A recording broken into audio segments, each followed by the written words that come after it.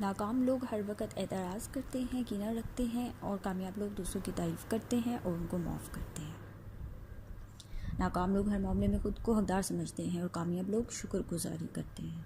ناکام لوگ اپنی ناکامیوں کا دوسروں پر الزام لگاتے ہیں، کامیاب لوگ اپنی ناکامی کی ذمہ داری قبول کرتے ہیں۔ ناکام لوگ اپنی کامیابی کی وجہ صرف اپنے آپ کو سمجھتے ہیں اور کامیاب لوگ اپنی کامیابی کی وجہ دوسروں کو سمجھتے ہیں۔ ناکام لوگ ٹی وی دیکھنے میں وقت ضائع کرتے ہیں اور کامیاب لوگ ہر روز کچھ نہ کچھ پڑھتے ہیں۔